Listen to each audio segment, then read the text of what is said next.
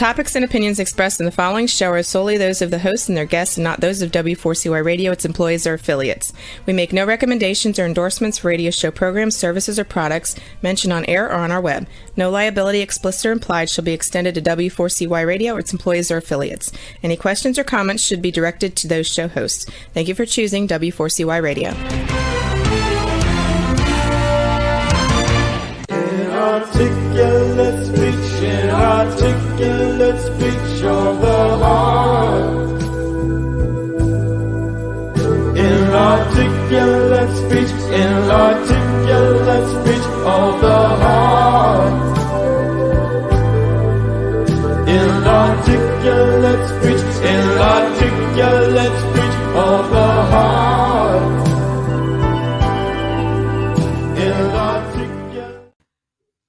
Hello and welcome to It's Your Voice, the show that hosts enriching conversations in diversity. My name is Bahia Yaksan. I am a core alignment coach, an emotional wisdom training specialist, and a diversity educator.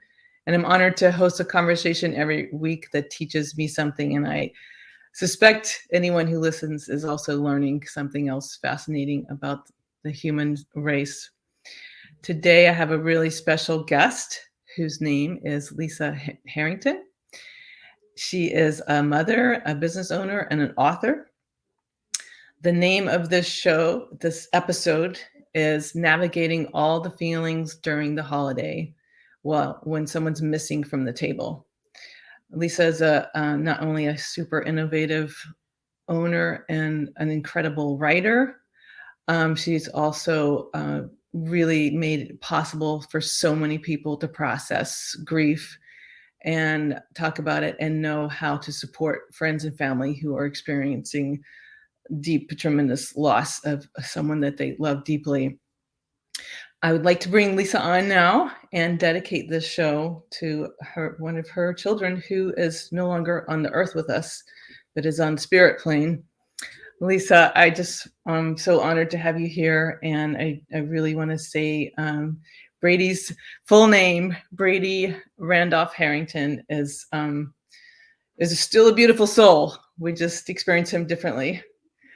And there's so much I want to talk to you about. One thing is this incredible book that you wrote. But first, say what you would like to share with us about Brady and your family.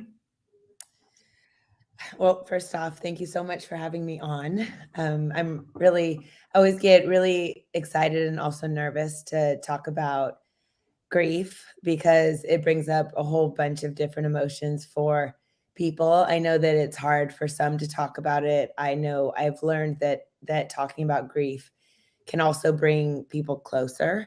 And I think that's what Brady means to me when I think about him. When I had Brady, I had twins. My first babies were twins, and I had Luke and Brady passed away a day after he was born. So I had him for almost 2 days. But those days they're so present in my memory still because I was so present those days with him. This sounds odd, but those were the most beautiful hours of my life. And the grief that followed was not beautiful. It was ugly. It was hard. But what I learned from this loss that changed everything was how deep we can feel as humans and how hard it is for some people to talk about it, especially if you haven't experienced something that is so life-changing. And it's not wrong that some people can't talk about it because they're really, really hard feelings to tap into. But also those that find their voice in grief and are able to share their feelings and all of them, the raw, the good, the bad, the ugly, it really becomes this great connector with other humans on completely different levels than I ever knew existed before I had and then had to say goodbye to Brady. So for me, he is a completely new chapter in my life. I think before I had the boys, not only was I not a mother, I had never experienced any type of loss that devastating. And so, I became a new mom and I lost a child and I had a child because we also had Luke, our Yeah. incredible, he's 10 now. And so it was all of these different emotions in this moment.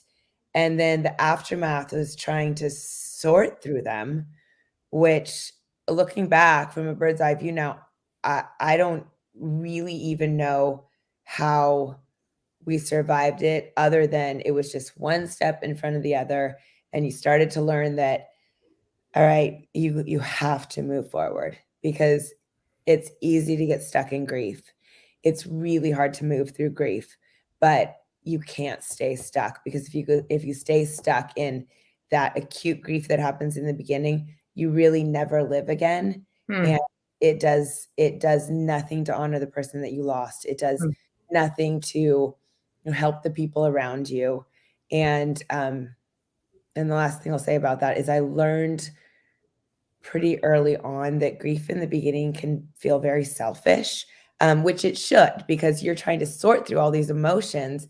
Why did this happen? What did I do? What me, because you're processing. And then you get to a point where you realize I've processed so much here.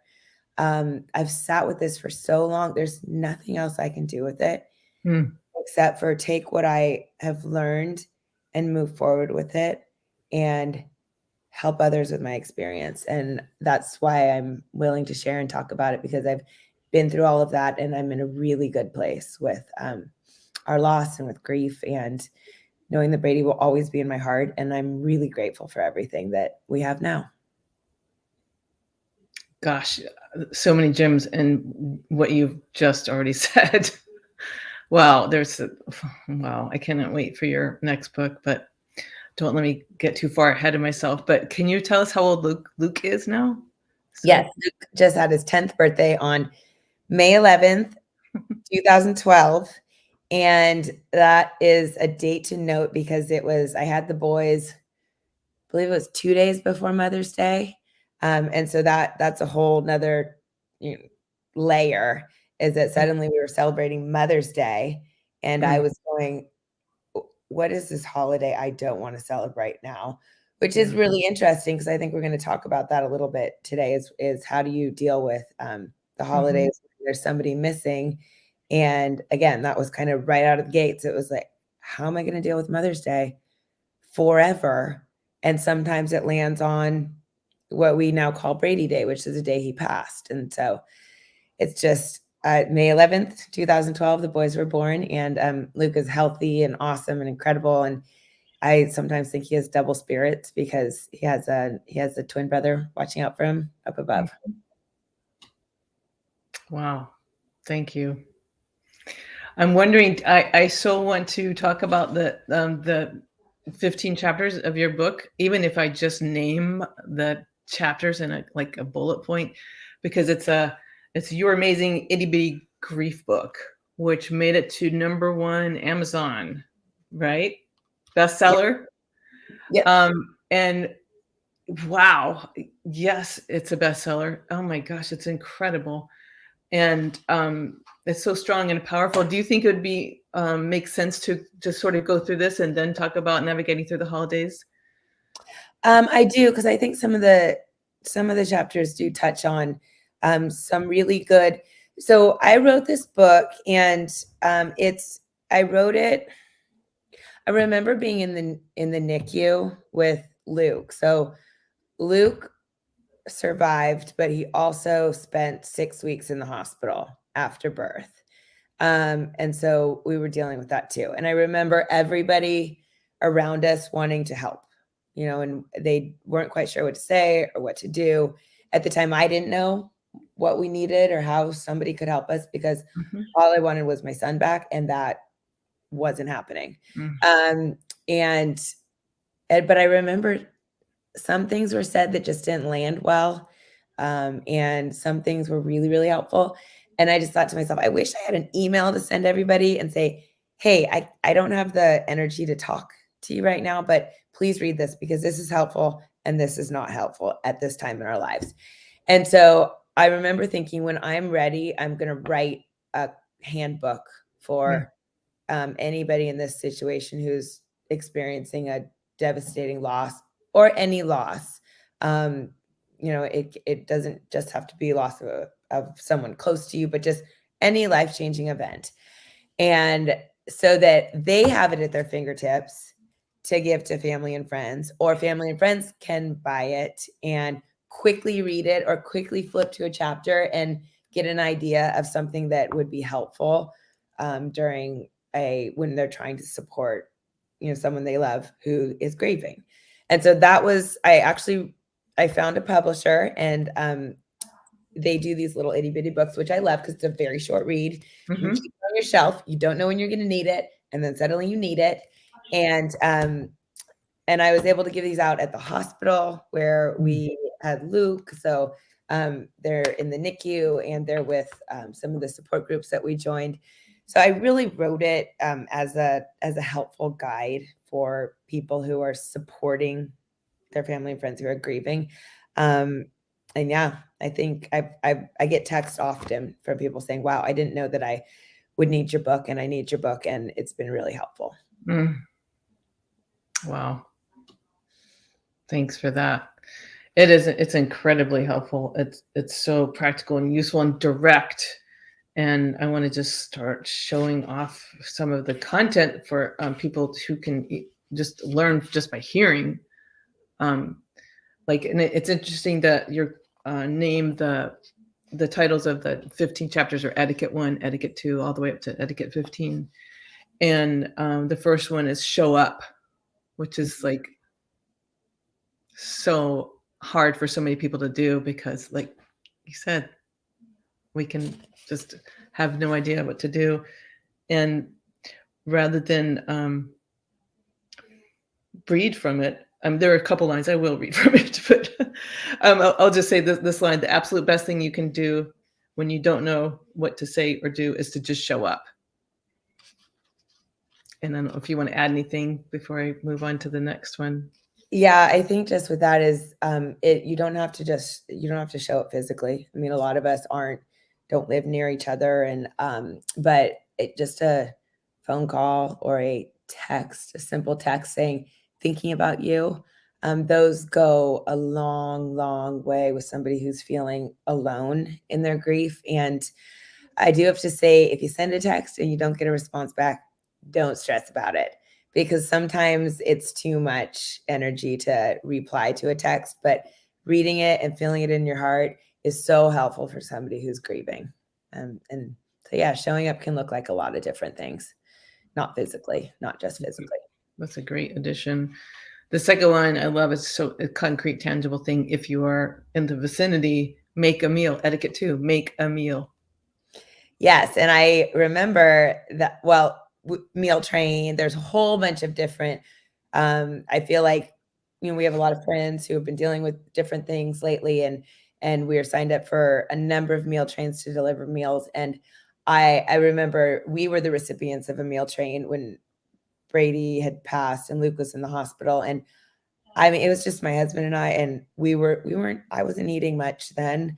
And because we were at the hospital all the time, but I would come home and the fridge was packed with delicious homemade meals, delicious store-bought meals. It doesn't matter what type of meal it is. And then the freezer was packed with desserts, because everybody knows that I love desserts. And I remember opening up the fridge one day and thinking to myself, this isn't just food. This is love right here.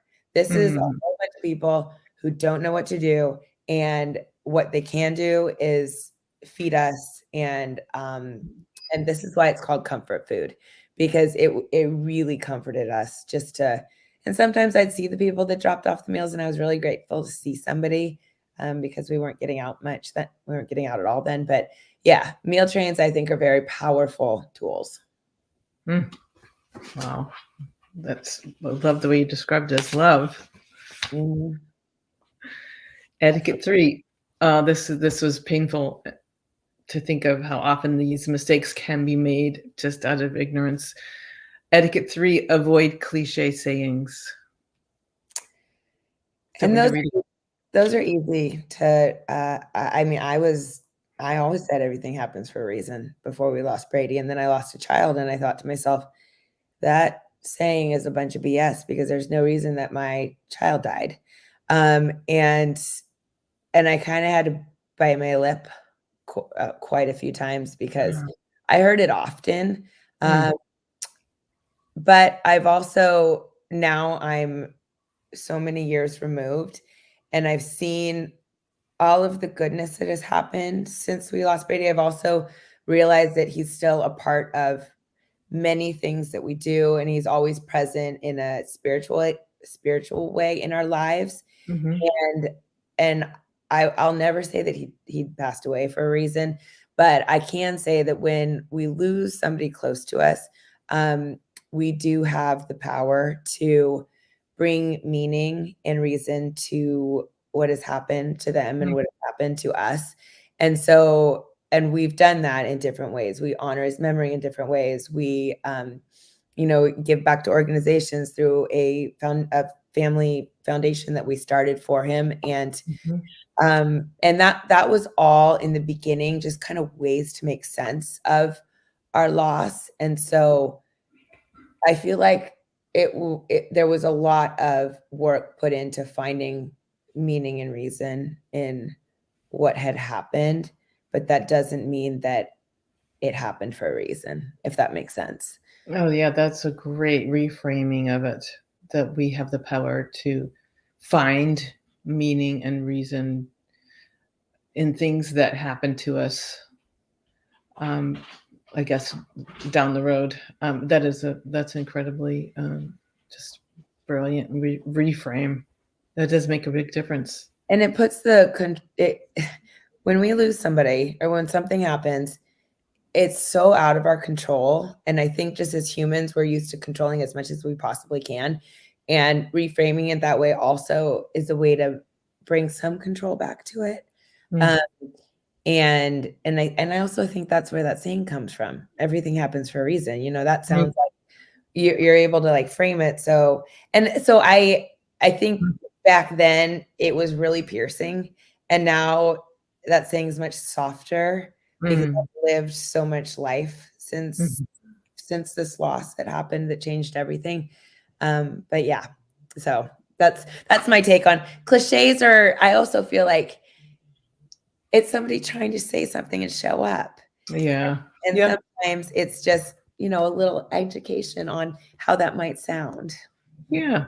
Just a little education. And I mean, as far as I'm concerned, we can be learning new things every single day. And why wouldn't I want to? Me too. Even if I might feel a little embarrassed, like I'll pass the embarrassment and, learn something pretty powerful. Etiquette 4, say the deceased's name. Yes, I think that there's almost a fear that if you say the name of somebody who has passed away, if somebody says Brady's name to me, they think it'll bring up sad memories. And but the truth is, I think about him every day, and especially when the grief is so acute. Acute grief. What that felt like to me was that it was just tethered to me. Grief went everywhere with me. It's all I thought about. It felt like everything I did, grief was wrapped around. And then as the grief untethered, it was moving into different stages of grief, and it wasn't as strong. But it doesn't matter if it was the acute grief or to this day now.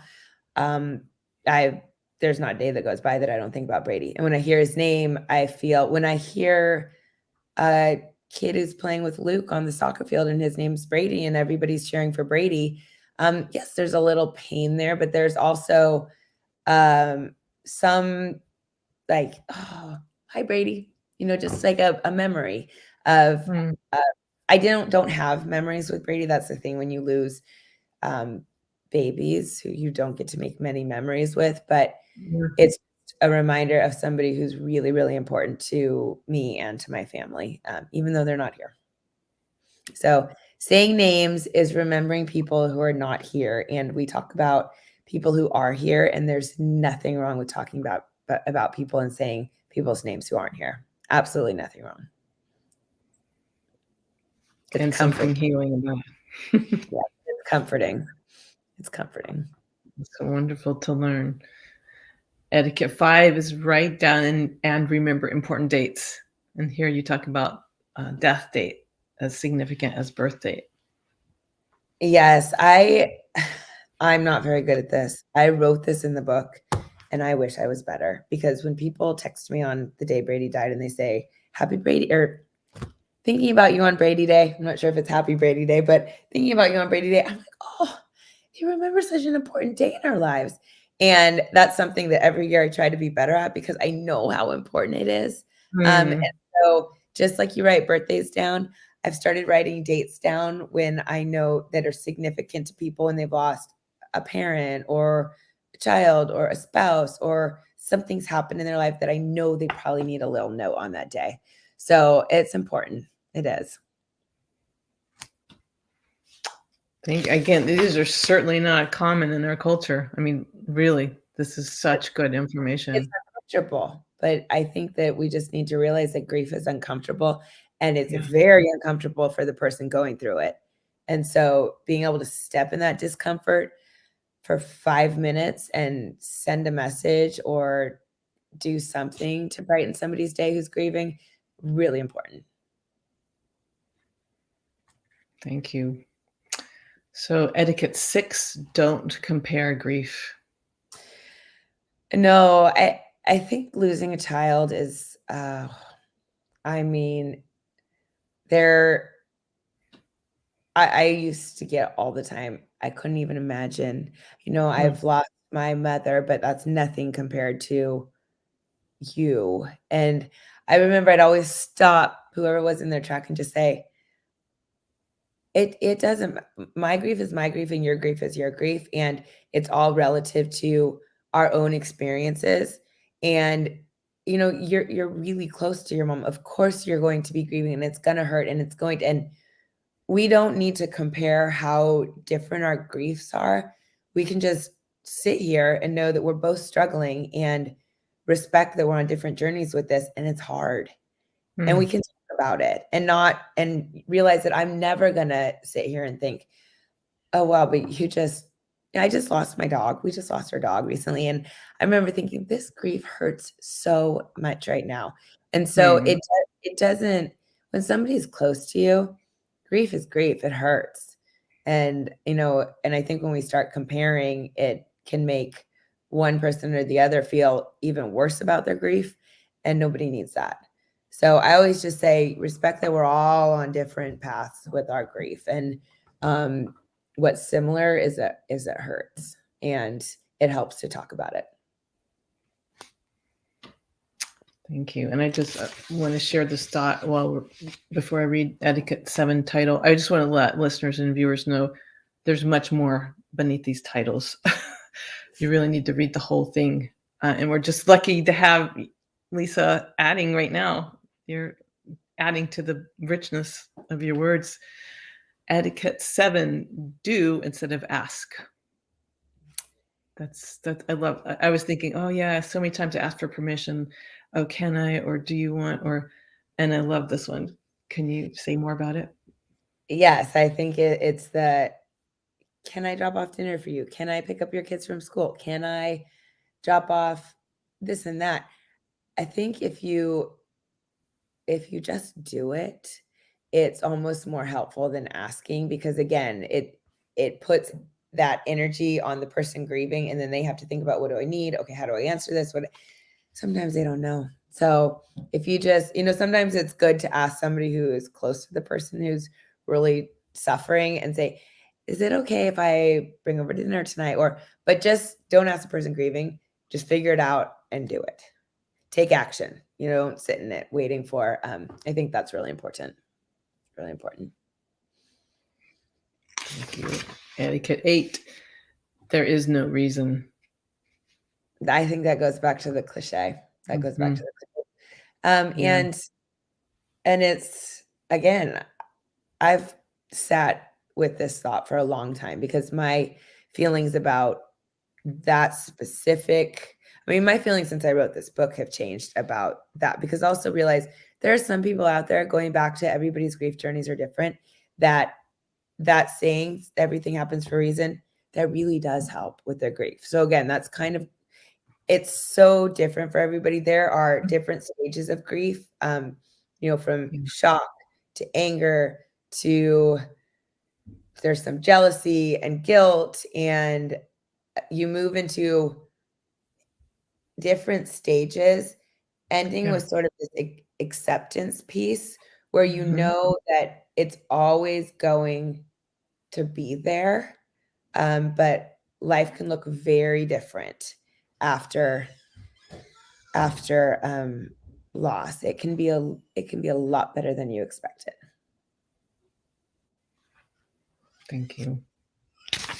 Etiquette 9. This is so important. It's okay. People happen. There's family. You guys have to go out. Tell For Dad. anyone who's listening and not viewing, These are my children in here. had some beautiful children running around background. I'm gonna bring them Hi, out. Delaney. Hi, Ty. You have to improv for 1 minute. Improv for 1 minute. Read the next chapter.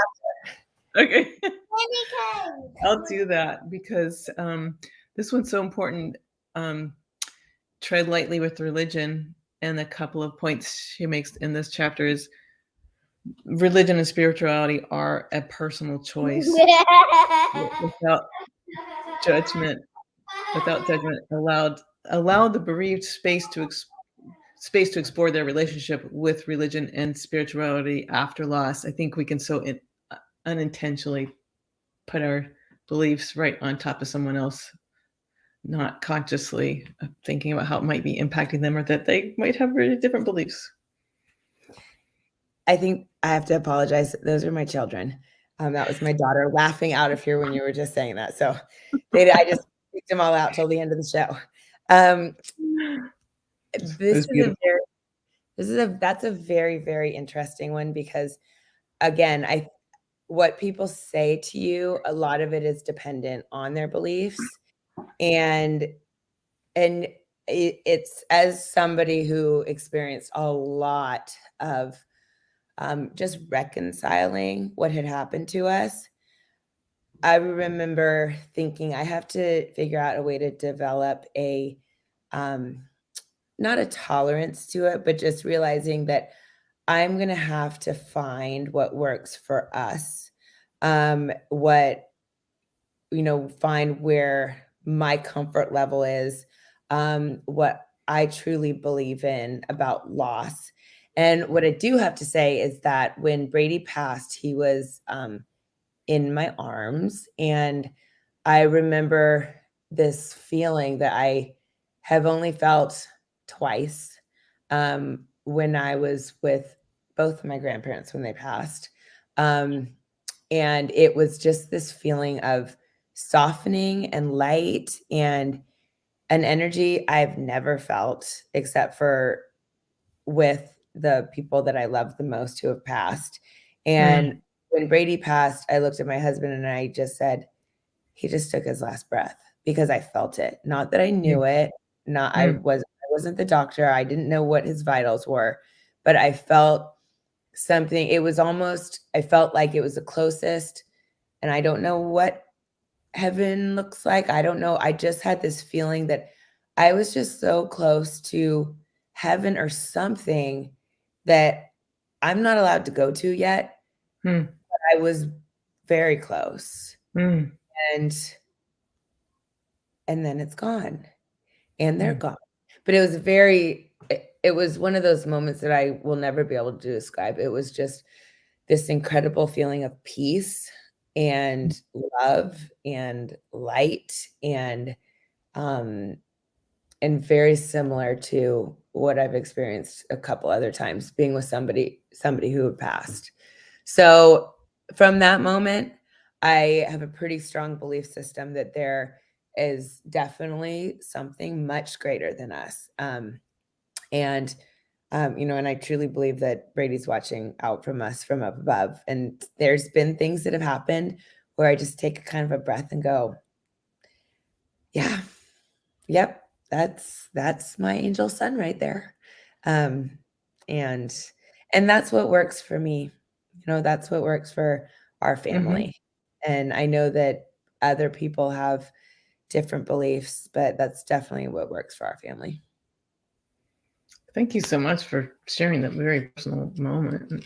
And it's incredible to hear your experience and how it impacted your belief system and how you communicate with your whole family about it. So, shall we carry on? We still have Yes. plenty of time to talk about. I really want to talk about your business and your programs that you've developed that are so awesome. Etiquette 10 is don't know what to say something. Yes, I think that goes back to just you don't know what to do, show up. If you don't know what to say something. Don't be silent for months. And then, because then the longer you don't say something, the harder it is to say something. So, again, just a quick text, hey, thinking about you. That goes a long way, and that's easy to do. Writing a card, a handwritten card, those are kind of few and far between now, and we have a huge chest of cards that we received, and those are precious, precious items that I would grab if there was a fire. Mm. And I love the way you point out that it's like never not a time to send a card like that. I'm thinking about when my mother passed. I learned from hospice that 4 weeks after a death is a good time to contact family or to be contacted. And I wondered, what is it about 4 weeks? But I guess we just move into a different level of shock after 4 weeks. But then there's later shocks and later levels, and if we remember all these steps and etiquettes you're pointing out, it's just it's like keeping the person's memory alive. It's like there's never like it's Yeah, okay if it's 10 years later. definitely. Definitely. Again, I mean, grief is a funny thing now. I sometimes I miss the acute grief because it really kept me close to this son I never actually Yeah, got to know. yeah. Um, and I miss that. But I Mhm. also know that I live more freely so far out from the grief and not tethered to the what ifs and the why Mm. me's and the all of that really gunk that comes with the beginning of grief, where it just nothing feels good. And then you find your place and you find your space, and you realize that we all have things. And I think that our life is made up of a patchwork of um, wins and losses and all the things in the middle, and that's what makes us human. Wow, that's really so powerful what you said. It is that feeling of if I let go, I might lose some closeness, but Mhm, then but pushing forward to know there's something else for you. mhm, mhm. Step Yep. 11, volunteer or donate. So volunteering is interesting. We joined a support group, Sharing Parents for families who had lost babies from conception to 8 months old, because grief is different when you have lost children after 8 months, because there's a lot more memories that have been created, Mm, and uh, you can't volunteer as a facilitator until you're a year out from your grief. Again, they want you kind of working through that beginning stuff, yeah, which is yeah. and which I think is brilliant, because the facilitators they were all fellow lost parents, and they were all at places where they could help other families navigate the grief, and they were so important to us in our healing journey. And so when I was ready, I volunteered with Sharing Parents as a facilitator, and then I volunteered as in the NICU as on the Mm, parent advisory board. I was the first point of contact when there were bereaved families. mm. So being one of the first parents who had also lost a child to let them know they weren't alone. Wow. And I don't do those things now because life is pretty busy, but I may go back and do them at some point because they were really, really helpful and also healing. I mean, I think that they helped heal my heart a bit because I was giving back to these organizations that had really helped us on our journey. And then I was also in turn helping others who are at the beginning of their journey. No doubt. Mm-hmm. Step 12, share a memory. Bonus points for an unprompted memory. I mean, again, I think for somebody who has lots of memories with somebody who's passed away, sharing it with somebody sharing a memory of a loved one with somebody who is really close to the person who passed away is, I mean, it does. It just it's like a hug around the heart.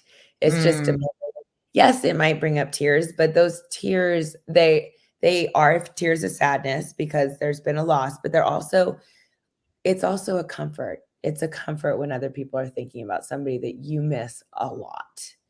And I just had my grandma the other day talking about Brady and how she, was so glad that she was able to meet him. And even though it was for 5 minutes, that's been in her heart ever since. And so, and it made me go, I'm so glad you were able to meet him too. And I was very, very, very happy that still sits with her. That's beautiful. 5 minutes can mean for the rest of your life, the rest of her life. Etiquette 13, time doesn't heal all. No, it doesn't. I can't remember where I heard this, but I thought it was excellent. And so I'm going to share it again. But I feel like grief in the beginning, it's like an open wound. And it hurts and it's oozing. Sorry to be graphic, but then as time goes on, the wound starts to heal. And, maybe you get stitches, maybe you're trying to mend it, you're trying to heal it, you're trying to figure out ways to get rid of it. And then eventually it becomes a scar and it's there forever.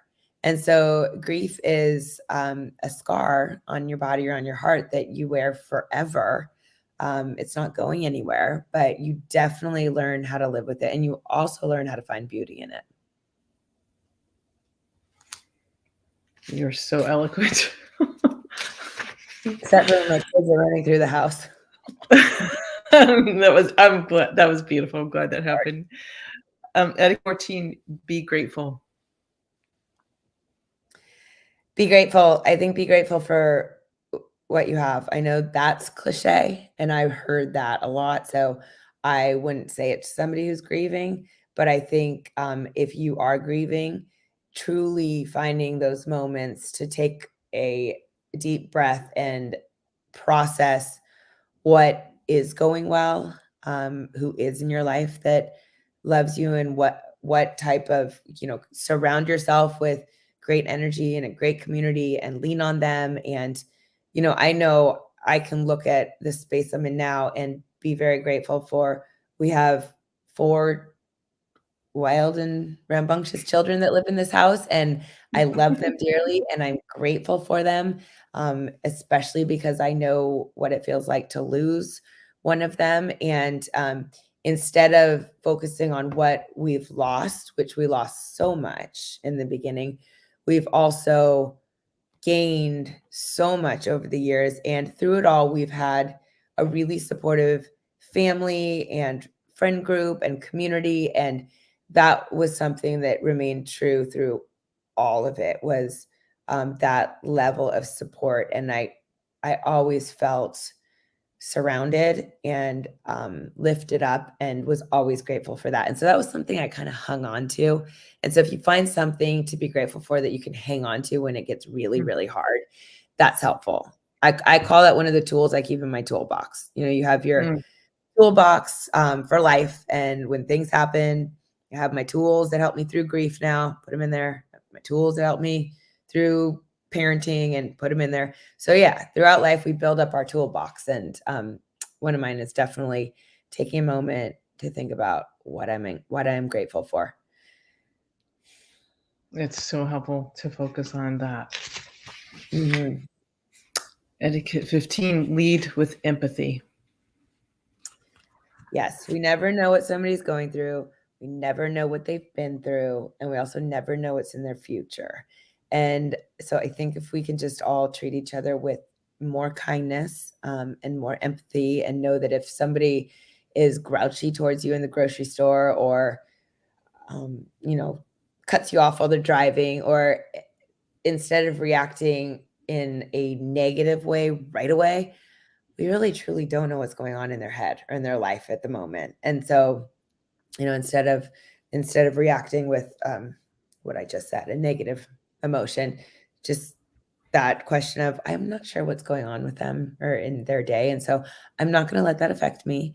I'm just going to say a little prayer for them, or think a good thought for them.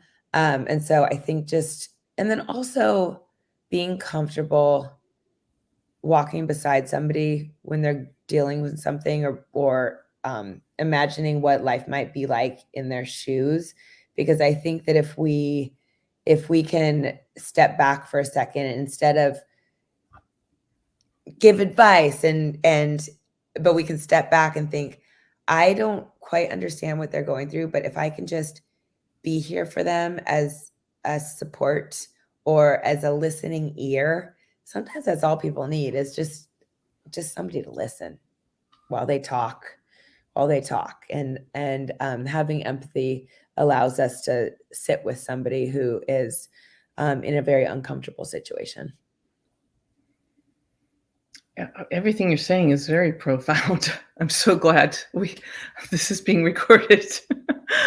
It's so going to be so valuable to listen to again and to recommend to other people. And I want to ask if you want to say, before we ship, I also want to talk about your next book. I know you have thinking in a vision towards your second book, and perhaps any additional thoughts for helping people navigate all the feelings through the holiday. Maybe it's a good segue into your next book. Or Yeah, so I think with the holidays, we have some traditions now that help us get through the holidays. And I have to say that we tried a few that didn't work. And I realized, okay, we just tried that and it didn't work. And it's okay if we don't do it again. And so I'm going to give a few suggestions. But if someone's listening to this and they're missing somebody and they want to try to start some traditions, if these don't sound great or land well or would work for you, then there's plenty of other things that that people can try, because everybody's on a different journey. But for example, we have a gratitude stocking that we hang every year. We had 2 stockings, Brady and Luke's stocking, and then we lost Brady. And I remember that first Christmas thinking, there's no way I can't hang this stocking, just even in spirit. And so we ended up hanging it. And I said to my husband, I said, okay, this is hanging here. We're going to write a note every day of December, something we're grateful for, and stick it in the stocking. And we did. And then that Christmas, we read out loud what we were grateful for. And that was a Christmas that was really hard to find things we were grateful for, because we were big time grieving. But they were as simple as warm socks out of the dryer. I think I remember that one specifically because I went warm. Oh yeah, I do like warm socks. And now today we still have the Brady stocking. There are so many notes in there. I mean, we've missed some days, but they're kind of stuffed down. They're overflowing. The kids are old enough to write now. They put them in there. And I love that gratitude stocking. So that was a great one. And that's a really good way that we honored his memory. We have Brady Day, which is a day he passed away, and it's dedicated as a day that we do something fun as a family. We get outdoors, we sometimes get out on the lake or on the water, and it's a day to have fun and celebrate being together, and the power of family, and that's our Brady Day. So we actually look forward to Brady Day now. Instead of it being a day dedicated to grief, it's a day dedicated to life and how precious it is and how important it is to celebrate the good days together as a family. And so Brady Day is actually really a good day for our family now. So that's a good one. That's fun. And yeah, I just think whatever feels, I have friends that have a seat that remains empty.